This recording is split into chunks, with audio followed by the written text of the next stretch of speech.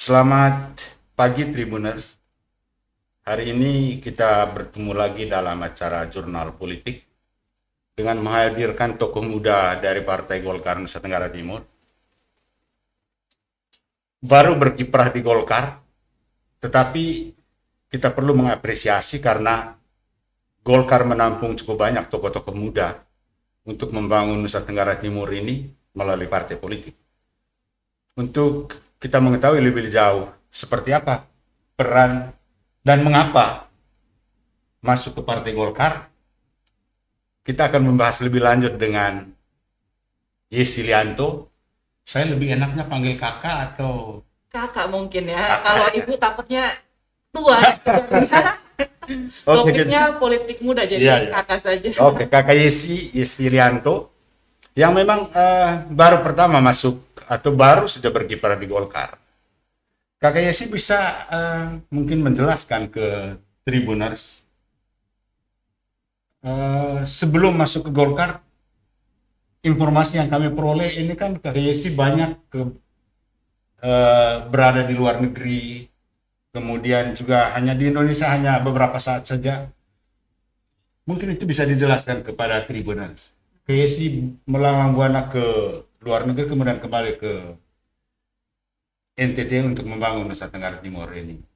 Seperti apa Kak Yesi melihat setelah berkiprah lama di luar negeri dan kembali ke Nusa Tenggara Timur? Tetapi awalnya mungkin Kak Yesi bisa menjelaskan tentang perjalanan Kak Yesi dari sini ke luar negeri dan kembali lagi ke sini. Oke, baik. Jadi kalau saya pribadi memang dari kecil sampai SMP itu di Kupang, di kota Kupang, SMP itu di Santa Teresa. Kemudian SMA saya pindah ke Jakarta. Pindah ke Jakarta, bersekolah di BINUS, Bina Nusantara. Kemudian S1-nya saya ke Sydney, Australia untuk mengambil S1. Kemudian setelah S1 saya balik lagi itu ke Indonesia dan sempat bekerja di Jakarta selama 1 tahun. Iya. Terus balik lagi untuk mengambil S2 di Amerika, di San Francisco. Terus setelah dari San Francisco, 2019 saya balik lagi ke Indonesia. Sempat bekerja juga hampir 2 tahun di salah satu perusahaan e-commerce Indonesia, Lazada namanya. Setelah itu baru saya balik lagi ke Kupang dan masuk partai politik. Jadi masuk partai politik ini sebenarnya baru 4 bulan ya, dari Agustus tahun lalu. Dan ya sekarang saya masuk ke Partai Golkar. Iya. Gitu. Selama kuliah atau dari sekolah SMP, SMA, kemudian kuliah di luar negeri itu apa ada sentuhan dengan politik? Politik. Kalau sentuhan dengan politik sebenarnya sudah lama sekali ya. Kebetulan karena papa saya juga orang politik. Untuk sekarang ini dia sudah periode yang ketiga ya di DPD RI. Jadi kalau misalnya bersentuhan secara politik itu memang sudah dari kecil keluarga, sudah familiar, ya. sudah familiar. Tapi kenapa mau masuk politik sendirinya itu karena sejak saya pindah jadi keluar dari NTT, ini sebenarnya cerita pribadi juga ya Pak ya. Jadi waktu saya SMA di Jakarta, kan anak baru itu pasti perkenalan dari mana dulu, SMP di mana, kenapa masuk sini dan lain-lain. Terus saya ditanya, saya kasih tahu nih, oh saya dari NTT, Kupang, NTT. Terus anak-anaknya teman-teman itu pada bingung, Kupang tuh di mana? NTT tuh di mana? Padahal mereka sendiri orang Indonesia. Jadi saya pribadi merasa, loh, lu nih orang Indonesia, tapi masa lu tidak tahu NTT atau Kupang di mana? Kalau Kupang oke lah, mungkin city ya. Tapi kalau NTT sendiri masa lu tidak tahu di mana? Nah itu mungkin adalah salah satu pemicu kenapa saya tuh pengen balik lagi ke Kupang, terutama di NTT, untuk membangun kembali citra kita. Jadi sebenarnya kita tuh eksis juga di Indonesia dan kita juga punya banyak potensial yang bisa kita banggakan dari NTT sendiri gitu. Jadi rupanya hal-hal itu yang melecut untuk memperkenalkan Nusa Tenggara Timur lebih jauh. Iya. Nah, setelah Kak Yesi kembali ke Nusa Tenggara Timur dan pilihannya untuk bergabung dengan partai politik, kenapa Golkar yang harus Kenapa dipilih? Golkar? Oke, baik. Jadi saya melihat Partai Golkar ini sangat familiar atau sangat mendukung potensi-potensi anak muda yang ada. Karena memang kalau misalnya kita lihat dari total populasi Indonesia itu juga sudah hampir 54% itu dipenuhi oleh anak-anak muda. Jadi saya merasa Golkar ini sangat memperhatikan tentang hal-hal itu, dan maka dari itu Golkar tuh sekarang mulai merekrut anak-anak muda dan memberi panggung kesempatan yang sama dengan para senior untuk membangun partai kita sendiri dan untuk membangun daerah kita sendiri juga. Persepsi umum Kak Yesi bahwa partai politik itu, aduh, serem lah, gitu, tempat saling membunuh lah, dan setelah Kak Yesi masuk di dalam itu, apa sih kesannya yang ditangkap? Kesan yang ditangkap, oke, baik. Jadi kalau misalnya karena saya masuk, ini juga masih baru ya, dan saya masuk ini juga, saya bersyukur sekali terima kasih juga pada Pak Ketua kita, Pak Melki Lapelena, dan Ibu Sekretaris Ibu Inca Sayona, memberikan kesempatan pada anak-anak muda. Jadi apa yang awalnya saya sebagai anak muda yang sama seperti yang lain, dulu tuh pikirnya, aduh politik ini pasti gini, sebelum masuk, aduh pasti ini bakal kayak gini-gini, pokoknya agak apatis dan negatif. Tapi setelah masuk ternyata tuh emang kita harus masuk. Kalau kita tidak masuk dan kita cuma ngomel-ngomel dari luar tapi tidak berkontribusi, ya bagaimana kita mau merubah apa yang sudah terjadi, apa yang sudah menjadi yang terjadi di dalam dan sudah menjadi mungkin negatif atau bad bad press dari politik sendiri. Ternyata itu semua yang ada di luar atau ada di benaknya orang-orang muda terkait dengan politik itu ternyata berbeda ya setelah berbeda. Perbedaan itu juga ada gara-gara ya kita sendiri tuh ikut terlibat di dalam situ. Jadi kalau memang mau ada perubahan, ya kita sendiri juga harus masuk ke dalam dan bantu untuk merubah. Jangan cuma dari luar komen-komen tapi tidak ada perjuangan atau usaha untuk merubah hal tersebut juga sendiri. Gitu. Setelah dalam perjalanan 4 bulan ini banyak kegiatan yang dilakukan oleh Golkar, dan kita memang perlu memberi catatan kepada Golkar karena memang dari daftar caleg yang sempat dilempar ke publik kemarin itu memang banyak sekali sih tokoh muda dan tokoh perempuan yang dilibatkan. Setelah Kak Yesi 4 bulan masuk di sana dan dengan berbagai kegiatan itu, apakah kegiatan yang dilakukan oleh Golkar ini memang sudah menyentuh langsung ke konstituennya kan, atau memang melihat ini untuk masyarakat umum deh? Atau memang hanya khusus untuk konstituennya Golkar? Tidak. Oh tidak, pasti kita selalu berpikir juga untuk lebih luas ya, itu masyarakat umum paling penting, karena acara-acara, terutama acara-acara yang sudah kita anak muda milenial Golkar jalankan, itu juga kita bersentuhan dengan para pelaku-pelaku UMKM muda, terutama, terus komunitas-komunitas anak muda juga. Jadi kemarin sempat kita bikin acara lomba stand up komedi untuk merayakan ikut merayakan hari ulang tahun NTT kemarin. Jadi lomba stand up komedi di Partai Golkar. Nah, itu juga hal-hal tersebut juga mungkin dengan bersentuhan dengan komunitas-komunitas anak muda, itu juga bakal menjadi salah satu program kita ke depannya. Oh, jadi kayak mereka di sana itu fokusnya juga untuk membuat kegiatan yang melibatkan anak muda, dan mungkin dengan cara itu juga akan membantu mengubah persepsi anak muda atau mindset anak muda terhadap partai politik. Jadi sebenarnya partai politik ini sangat welcome terhadap aspirasi-aspirasi atau ide-ide anak muda yang mungkin bisa dapat membantu merubah mindset mereka terhadap partai politik ini. Nah, ketika Kak Yesi ada di dalam, itu kan saya membayangkan bahwa ketika rapat itu ada tokoh orang tua, anak-anak muda. Seperti apa sih dinamika di dalamnya? Oke, dinamika saya mungkin sangat bersyukur juga ya, karena dinamika di dalam Partai Golkar kita sendiri juga dari senior-senior ini juga sangat mengapresiasi dan memberikan panggung untuk anak-anak muda. Jadi tiap kali kegiatan, sudah dari hari ulang tahun Partai Golkar yang kemarin, semua kegiatan-kegiatan itu dipercayakan kepada anak muda. Jadi senior itu juga memberikan masukan, membimbing, tapi kita juga diberikan kesempatan. Jadi selalu ada two ways of communication, bukan one way aja gitu. Oh, artinya memang tokoh-tokoh muda, tokoh-tokoh di Golkar, taruhlah tokoh-tokoh tua dan muda, dikotomi gitu aja. Tua dan muda itu, yang tua itu memang betul-betul membimbing, mengarahkan yang muda-muda. Sangat suportif. Jadi berarti di dalamnya itu tidak ada kelasnya, santai atau santai. Ketika komunikasi itu dibangun betul-betul antara yang muda dan yang tua, betul, sama saja ya. Iya, sebenarnya jembatan itu bisa kita berdirikan kalau emang kita mau. Jadi mungkin karena dari senior juga mau dan dari muda juga mau, makanya terjadilah jembatan yang sudah kita bangun ini. Jadi begitu cairnya komunikasi di Golkar. Iya. Nah, selama KYC Bulan. 4 bulan lah di sana, itu sudah membuat berapa kegiatan sih? Kalau kegiatan kita main event ya, kemarin kita dari acara hari ulang tahun Golkar, terus kita ada didikan politik yang baru dilaksanakan Desember kemarin, itu pembicaraan juga dari pusat. Kebetulan salah satu senior kita, Pak Bartanjung juga datang untuk memberikan didikan politik kepada para anak muda lah. Dan didikan politik itu kemarin juga bukan khusus Partai Golkar ya, kita buka untuk masyarakat umum. Jadi 10%-nya itu adalah orang-orang dari masyarakat umum yang anak muda yang tertarik kepada politik dan mau belajar tentang politik. Dan yang terakhir kemarin itu kita bikin acara hari ulang tahun NTT. Nah, itu kita mengundang para UMKM membuat booth-booth di dalam kantor Golkar untuk berjualan produk mereka. Juga kita membuat lomba mewarnai tingkat TK dan SD, terus PAUD, TK, SD, dan lomba stand up comedy yang tadi itu. Ini sesekali bisa kerjasama dengan Bos Kupang. Wah, sangat boleh.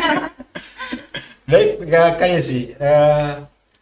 Saya melihat kan banyak anak-anak muda, khususnya perempuan sih, yang ada di Partai Golkar. Anak-anak muda seperti anaknya Pak Sakarias Angkasa dan sebagainya. Kak Debi. Ya, Debi. Itu komunikasi antara perempuan dengan orang-orang anak-anak muda yang pria itu seperti apa sih? Oh, kita sih karena mungkin anak muda ya, selalu bercanda-bercanda. Jadi kita cair, sangat cair, dan sangat, menurut saya teamwork di dalam Partai Golkar terutama untuk anak-anak muda itu sangat-sangat solid. Jadi tiap kali acara itu pasti kita selalu bareng-bareng dan tidak ada yang kayak sinis-sinis atau iri-iri gitu. Jadi kita benar-benar teamworknya itu sangat-sangat solid gitu. Apakah dalam komunikasi seperti itu masih tidak menyinggung tentang bahwa hati-hati loh, politik ini nanti akan begini, akan apa?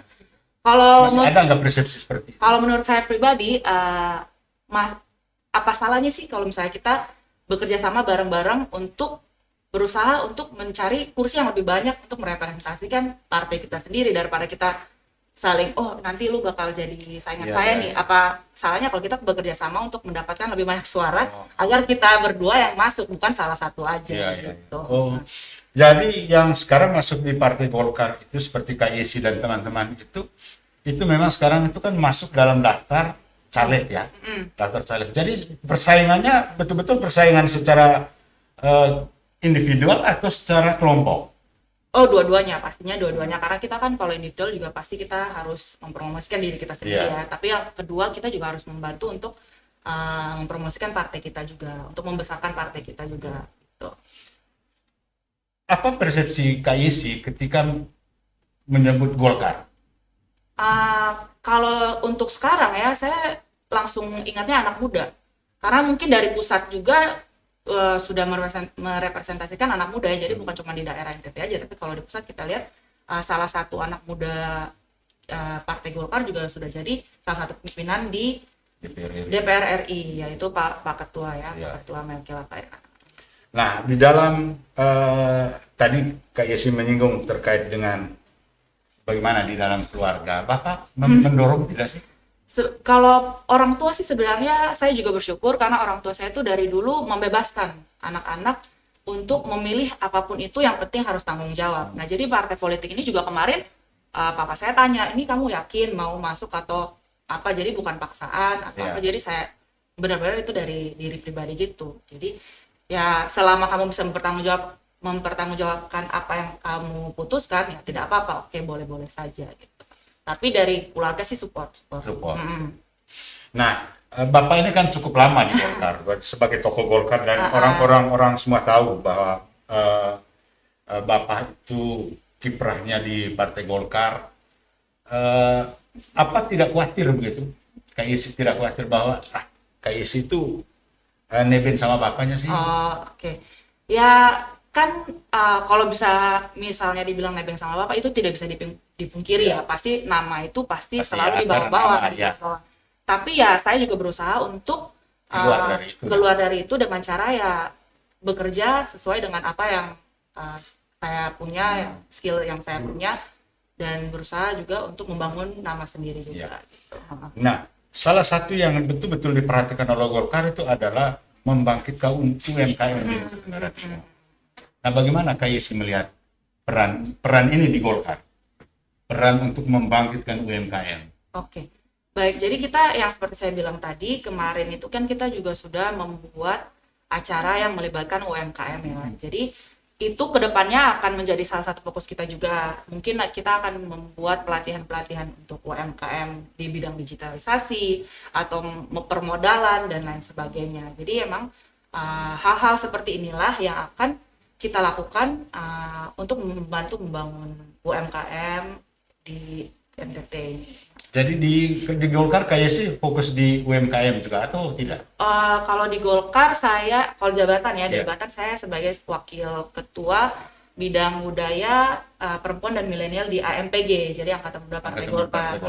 Tapi kalau misalnya dalam Golkar sendiri itu sebenarnya kalau buat kita anak muda apa yang kita bisa kerjakan ya kita ini aja kerjakan aja gitu. Artinya memang di Golkar itu betul-betul diberi keleluasan kepada anak muda, silakan berkreasi, membuat kegiatan apa saja. Kalau saya disetujui, silakan jalan. Makanya saya bilang saya bersyukur, dan kita sebagai anak muda Partai Golkar juga sangat bersyukur dengan ketua kita ya. Kita sangat bersyukur Pak Melki ini sangat orangnya sangat santai. Jadi apa yang kalian bisa kerjakan ya udah kerjakan. Yang penting kerjakan dengan baik dan bertanggung jawab.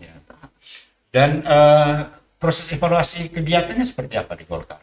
Kalau sudah kita menyelesaikan pekerjaan kegiatan, orang-orang tua juga melakukan atau tokoh-tokoh. Oh iya, pasti kita setiap kali kegiatan pasti kita ada laporan pertanggungjawaban pertama, dan pasti ada evaluasi kegiatannya tersebut juga. Jadi apa yang telah kita buat kita evaluasi dan kita rencanakan lagi kira-kira ke depannya ini apa yang kita bisa kembangkan, yang kita bisa perbaiki dan kita bisa pertahankan. Ya. Seperti tadi yang saya sampaikan, saya secara pribadi memang memberi apresiasi karena memang orang-orang muda sekarang itu mau untuk masuk ke dalam partai politik dan mungkin mau mengubah partai politik lain dalam, karena memang selama ini persepsi yang terjadi itu bahwa anak-anak muda atau kaum milenial itu enggan untuk masuk ke partai politik karena mereka melihat partai politik itu kotor dan lain sebagainya. Dan sejumlah partai politik termasuk Golkar, saya lihat itu memang banyak melibatkan anak-anak muda dan perempuan. Bagaimana Kak Yesi melihat atau taruhlah dalam tanda petik seperti persaingan dengan partai lain, khususnya di teman-teman muda, atau mereka menjadi mitra yang mitra sejajar untuk sama-sama membangun? Ya menurut saya sih harus dipikirkan sebagai mitra juga ya, karena kita juga anak muda ini harus sama-sama dan membangun sama-sama, bukan dijadikan kompetisi. Kalau misalnya kita kompetisi ya nanti juga bakal hancur ya. Tapi kalau misalnya kita teamwork, kerja sama-sama ya, apalagi demi kebaikan daerah kita sendiri, apa salahnya gitu. Jadi sebenarnya ya kita harus bekerja sama kalau menurut saya. Bahwa memang ada kompetisinya. Kompetisi pasti ada, pasti ada kompetisi. Tapi ya ujung-ujungnya demi kebaikan bersama juga. Ada tidak rencana dari Partai Golkar untuk suatu kegiatan yang melibatkan masyarakat atau melibatkan orang banyak begitu untuk membangun sama-sama, mengundang partai politik lain, tokoh-tokoh muda yang lain, misalnya lah, taruhlah untuk vaksinasi misalnya. Kita kumpul yuk bareng Bu, sama-sama kita partai politik tanpa dengan melepas baju partai, warna partai masing-masing. Harusnya sih bisa, cuman mungkin itu balik lagi kebijakan dari partai-partai politik lainnya juga ya. Jadi saya tidak bisa mewakili semua partai politik, tapi kalau dari saya pribadi sih alangkah baiknya, dan itu hal yang bagus juga sih, karena itu juga ya balik lagi itu untuk kepentingan bersama dan untuk kepentingan masyarakat kita juga agar cepat pulih kembali dari pandemi ini. Nah, Kak Yesi kan sudah masuk dalam daftar bakal calon legislatif. Selama ini sudah jalan kemana saja Kak Yesi? Jadi karena dapil saya dapil 2 yaitu Timor, dapil 2 Timor, Rote, Sabu, Sumba. Dapil Timor sih sedang berjalan, Sumba juga saya sudah pernah pergi, Rote Sabu belum, mungkin karena cuaca juga Iya, yang ngeri, iya, agak iya. ngeri kalau misalnya ke Betul. luar pulau musim hujan gini. Tapi tahun ini pasti saya akan rapid. Nah, setelah Kak Yesi turun ke lapangan, turun menemui konstituen, apa seperti yang Kak Yesi lihat? Mungkin karena saya hidup di luar ya dulu, Iya, jadi iya, pas iya. kalau ke daerah, apalagi ke desa-desa, saya kaget ternyata kita nih di NTT masih ada yang seperti ini. Misalnya contoh simpelnya toilet, masalah Iya. toilet, masalah kesehatan, kebersihan. Ternyata tuh di daerah-daerah tuh masih Masih, sangat-sangat memprihatinkan. Maka dari itu mungkin menurut saya pribadi salah satu hal penting yang harus kita fokuskan itu adalah pulihkan dulu kesehatan kita. Habis itu kita fokus ke pendidikan, baru kita bisa membangkitkan ekonomi kita. Terkejut saja, karena Kak Yesi ini kan lama di luar ya, Iya. terkejut tidak melihat seperti itu. Kaget, terus kaget. Jujur kaget. Iya, iya. Tahu tapi tidak nyangka kalau masih sangat amat banyak dan masih memprihatinkan. Iya. Nah, dalam perjalanan itu Kak Yesi, ini kan menyerap aspirasi. Betul. Apa yang mereka inginkan sebenarnya? Sebenarnya tiap daerah itu berbeda-beda ya, karena misalnya di kota kita tidak bisa samakan apa yang mereka pengen di daerah. Misalnya kalau di kota UMKM atau anak muda itu maunya sekarang kita harus go digital, kita ya. harus gini, tapi kita tidak bisa mengaplikasikan itu di daerah. Ya. Yang pertama, akses internet aja sudah susah. Susah. Yang kedua, infrastrukturnya juga belum sebagus di sini. Yang ketiga, mereka mungkin belum punya smartphone. Jadi emang kalau kita mau push digitalisasi ya, misalnya mau push satu hal ke seluruh dipukul rata ya memang Rata, tidak bisa ya. gitu. Mungkin kalau di daerah-daerah itu makanya saya bilang kita fokuskan dulu ke kesehatan, terus membangun pendidikan mereka, terus baru kita bisa bangkitkan ekonomi mereka. Tapi kalau misalnya di Kupang mungkin kita sudah bisa skip yang pendidikan, langsung ke ekonomi ya, bisa skip kesehatan dan pendidikan. Kalau terkait dengan digitalisasi UMKM di Kota Kupang seperti apa menurut Kak Yesi? Saya rasa sejak pandemi ini, sejak 2 tahun terakhir ini sudah sangat-sangat berkembang ya. Jadi dari orang-orang anak-anak muda, bukan hanya anak muda, tapi dari anak-anak bahkan sampai orang tua pun udah adaptasi dan fleksibel dan masuk ke dalam dunia digital, terutama jualan online. Mau jualan dari Instagram, dari Facebook, dari WhatsApp pun juga sekarang sudah banyak ya. Karena terdorong dengan pandemi COVID yang selama 2 tahun ini berjalan. Jadi ya mau tidak mau kita juga harus bisa berubah. Jadi sudah cukup banyak ya anak muda yang cukup banyak. Dan di sini juga sebenarnya ada salah satu program ya dari Trinity Academy dan 1000 Startup namanya. Itu untuk motivasi anak-anak muda untuk bangun startup sendiri gitu. Kemarin kebetulan saya juga dipercayakan sebagai salah satu jurinya untuk startup di NTT ini, dan saya rasa banyak sekali ide-ide anak-anak muda dan potensi anak-anak muda di dalam dunia digital. Jadi sebenarnya kita tuh juga bisa tidak kalah dengan yang di Jawa atau di luar negeri. Yang penting kita mau mencoba dan mau memulai. Biasanya kan itu yang paling susah ya. Nah, tadi Kak Yesi mengatakan bahwa yang paling susah itu kan memulai. Tapi kan ini harus ada yang mendorong. Betul. Peran Kak Yesi di sini, peran Kak Yesi sebagai orang Golkar yang bergerak di UMKM itu apa? Untuk mendorong anak muda supaya lebih banyak lagi membangun itu atau terlibat dalam digitalisasi UMKM. Mungkin bukan cuma saya ya, tapi orang-orang lain yang sudah punya pengalaman dan mungkin sukses itu harus turun untuk memotivasi anak-anak yang baru mulai. Jadi kalau misalnya mereka tidak punya contoh, mereka hal-hal itu tuh cuman mungkin mereka pikir ini cuman mimpi, bisa gini-gini, tapi sebenarnya bisa direalisasikan dengan cara mungkin ada contoh dari orang lain yang sudah berjalan dan sukses gitu. Jadi orang-orang yang lain yang sudah berjalan dan sukses itu juga harus membantu memotivasi anak-anak agar mau memulai lah. Setidaknya mulai dulu. Nah itu menurut saya sih, kayak bisa dikoreksi. Menurut saya disitulah persoalannya. Betul. Karena anak-anak muda ini banyak yang punya inisiatif sendiri, tetapi begitu mentok, akhirnya dia mundur. Tidak ada lagi yang memberi dorongan-dorongan itu, dia kembali bersemangat. Nah, mungkin itu juga salah satu cara salah satu caranya mungkin dengan cara bimbingan juga ya. Mm-mm. Kadang-kadang kita bantu mereka motivasi, oke mereka mulai, mereka gagal, tapi habis itu kita tidak bimbing lagi dan tidak bantu mereka untuk naik lagi kembali. Mungkin itu salah satunya hal yang bikin mereka down atau tidak mau mulai lagi. Mungkin nanti ke depannya ya harus kayak gitu. Kita jangan bimbing setelah mulai dan berkembang aja, tapi kita harus bimbing terus sampai mereka benar-benar berhasil dan bisa independen sendiri. Saya ada pikiran begini, Kak Yesi. Apa tidak ada pikiran atau tidak ada rencana dari Kak Yesi atau Golkar untuk melihat ini anak-anak muda yang down, kemudian untuk diangkat kembali, dibuatlah satu komunitas untuk kembali mereka dilibatkan, untuk diajarkan, sehingga mereka kembali untuk untuk aktif lagi di digitalisasi UMKM itu, atau membangun startup baru. Jadi hal itu sebenarnya sudah, jadi di Golkar sendiri itu ada beberapa program strategis, yaitu ya salah satunya adalah tentang UMKM dan koperasi. Jadi itu juga kita akan plannya itu membimbing dari permodalan sampai penjualan.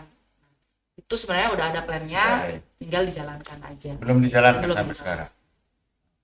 Nah, mungkin itu yang perlu ditekankan kayak pada Tribuners, karena penonton kami ini kan banyak anak-anak muda yang usia 18 tahun ke atas, milenial. Kira-kira kalau seandainya mereka berkeinginan untuk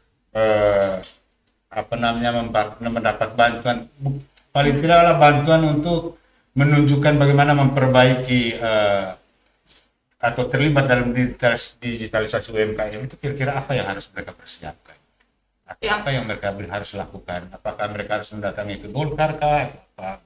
Kalau dari Partai Golkar sendiri, kita sih sangat terbuka terhadap semua anak muda, bukan anak muda aja sih, semua orang juga ya.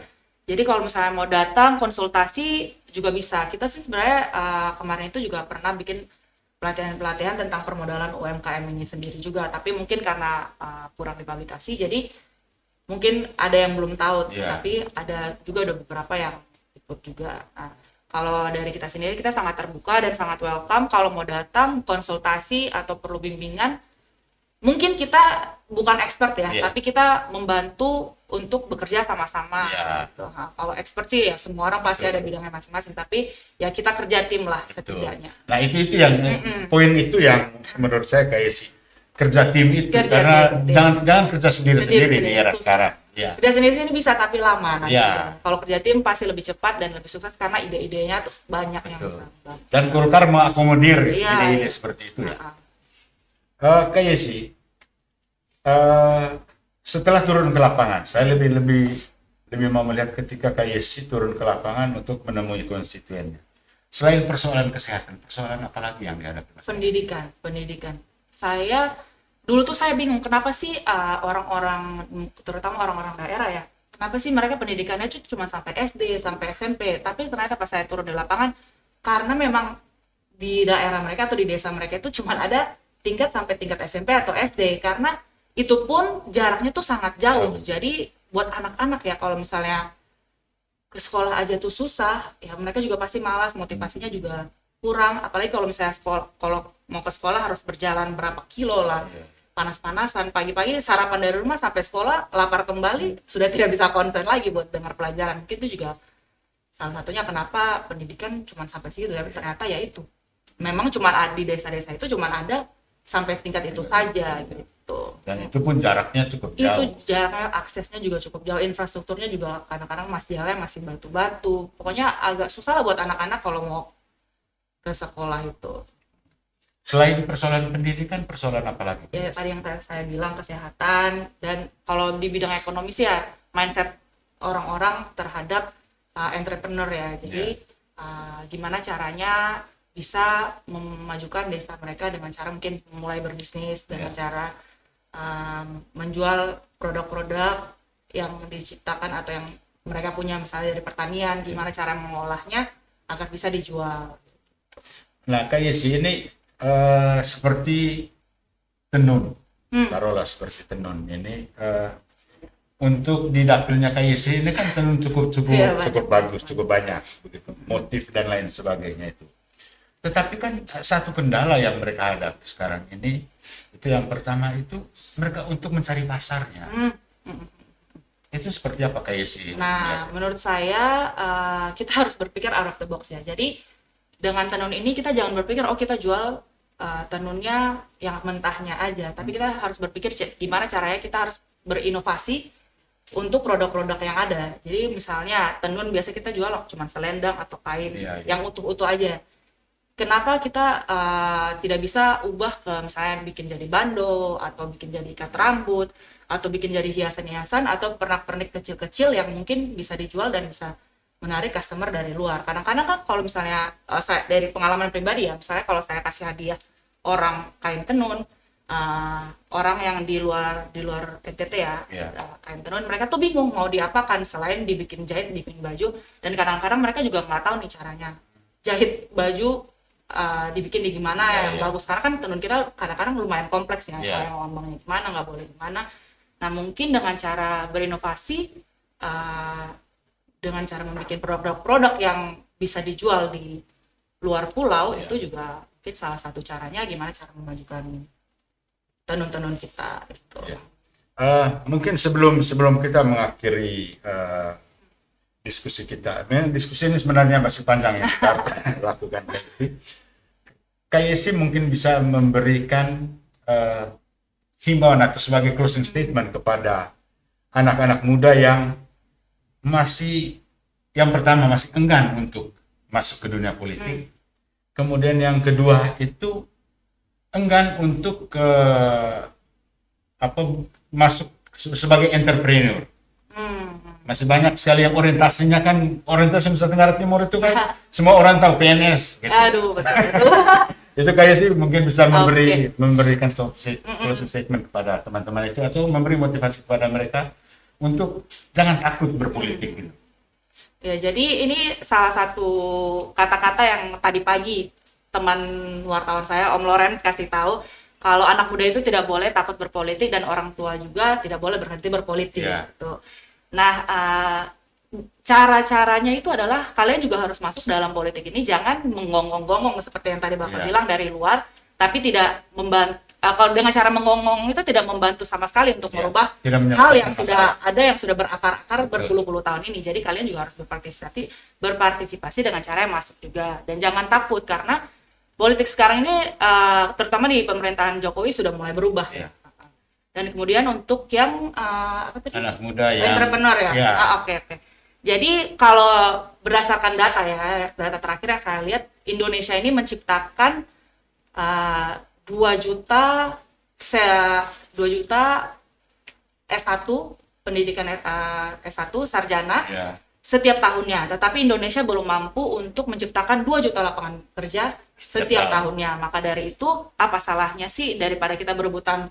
Saya tidak membilang kalau PNS itu salah, tapi apa salahnya sih daripada kita berebutan bekerja untuk orang lain, mending kita bangun usaha untuk diri kita sendiri. Tribuners sekalian, masih banyak sebenarnya yang akan kita bahas bersama KYC Lianto, tetapi karena waktu juga yang akan membatasi kita. Tetapi satu poin yang disampaikan KYC, jangan takut, Anda sekalian jangan takut masuk ke dalam dunia politik. Dunia politik itu enak loh. Dunia politik itu memberikan keleluasan kepada anak-anak muda untuk menyampaikan ide, melaksanakan kegiatan dan lain sebagainya. Karena itu mari bergabung di partai politik, berjuang di partai politik, membangun partai politik dari dalam, sekaligus juga membangun Nusa Tenggara Timur. Sampai jumpa lagi di acara jurnal politik berikutnya. Terima kasih KYC sudah hadir di studio Pos Kupang ini. Semoga kita akan bertemu lagi di acara-acara berikutnya dengan tema yang berbeda tentunya. Selamat siang Tribuners sekalian, sampai jumpa lagi. Salam sehat.